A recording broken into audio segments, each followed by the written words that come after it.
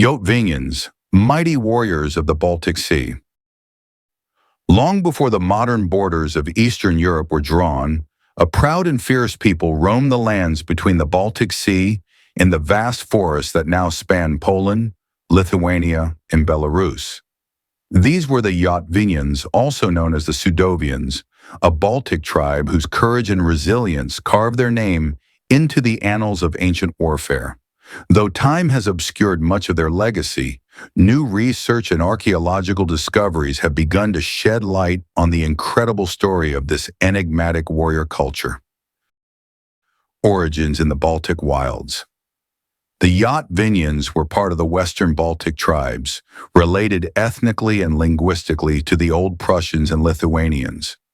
Their territory, known historically as Sudovia or Yotvingia, spanned a strategic region rich in forests, rivers, and fertile land. This location not only provided sustenance, but also became a critical crossroads for trade and conflict. They had contact with neighboring Slavic tribes, Scandinavian merchants, and steppe nomads, forming a diverse network of interaction that influenced their development. They first appear in historical records around the 9th and 10th centuries, but their cultural and ethnic roots extend much deeper into prehistory. They spoke a now extinct Baltic language, and their society was organized around clans and warrior elites.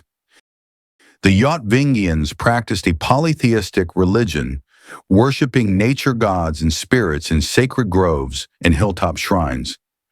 These deities represented the forces of earth, sky, fire, and water, and were honored through offerings, dances, and seasonal rites. Warriors of reputation. Feared across the medieval world, the Yotvingians were known for their martial prowess. They fought as light infantry, often ambushing their enemies in forested terrain or launching swift raids across rivers and settlements. Their weapons included spears, axes, bows, and distinctive curved swords, and they wore leather armor reinforced with metal. Helmets and shields were often decorated with symbolic carvings meant to invoke spiritual protection. What made them particularly dangerous was not just their ferocity, but their guerrilla tactics. They resisted domination by powerful neighbors such as the Kievan Rus, the Kingdom of Poland, and the Teutonic Knights. Their knowledge of the land gave them a powerful advantage in warfare, allowing them to strike with precision and vanish before an enemy could retaliate.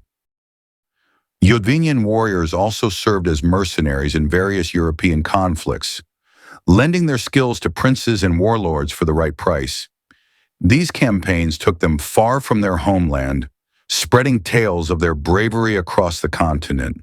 Some even integrated into foreign armies, while others returned home with new weapons and tactics that enriched their own methods of war. The Crusade against the Yotvingians. Despite their strength, the Yotvingians were eventually caught in the tides of the Northern Crusades. In the 13th century, the Teutonic Knights, a German Catholic military order, launched a series of brutal campaigns to Christianize the Baltic tribes. The Yotvingians fought fiercely, refusing to yield. One of the most notable episodes in their resistance came under the leadership of Skomantas, a noble and military commander who united several Yotvingian clans. He led a series of successful raids and ambushes against the Teutonic Knights, becoming a symbol of defiance. But even his leadership couldn't stem the overwhelming tide. The Crusaders, backed by papal authority and European monarchs, brought not only soldiers but missionaries and settlers who sought to erase Yotvingian culture through both sword and sermon. Villages were burned, temples destroyed, and survivors were given the choice of conversion or death. Many Yotvingians who accepted baptism did so only to survive, maintaining their beliefs in secret. By the late 13th and early 14th centuries, after decades of warfare, forced conversions, and assimilation, the Yotvingian culture began to disappear. Survivors fled north or merged into neighboring Lithuanian and Polish populations. Their language faded. Their temples were torn down or replaced by churches. A once proud people slipped into obscurity. Rediscovery and legacy. For centuries, the Yotvingians were little more than a footnote in medieval chronicles. But modern archaeology and renewed interest in Baltic history have brought their story back to life. Excavations of hill forts, burial mounds, and weapon caches have revealed the sophistication of their society and the breadth of their trade networks. Yotvingian artifacts show links to Viking, Slavic, and Central European cultures. Their craftsmanship in metalwork, pottery, and textiles reflects a people deeply connected to both their environment and broader regional currents. Some burial sites revealed ornate grave goods, including brooches, rings, and amber jewelry, indicating a class of elite warriors and chieftains with extensive foreign ties. Linguistic analysis of surviving place names and historic documents has provided further insights into their language and territorial extent.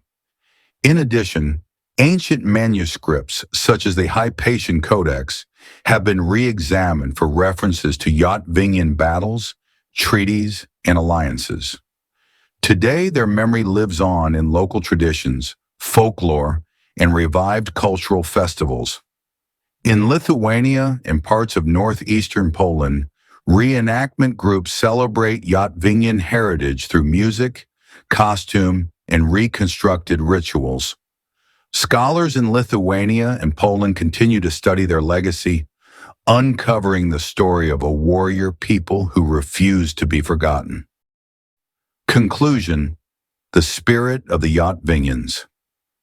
The Yotvingians were more than just warriors. They were stewards of an ancient Baltic tradition, defenders of their land and faith, and a testament to the fierce independence of small nations in the face of empire. Though their name may have faded from everyday use, the spirit of the Yotvingians still echoes through the forests and rivers they once called home, a whisper of defiance carried on the wind of the Baltic Sea. Their story is one of resilience against overwhelming odds, cultural survival in the face of erasure, and the enduring power of identity. As long as their legacy is remembered, the Yotvingians remain unconquered in spirit, silent guardians of a forgotten frontier, standing watch over the soul of the Baltic lands.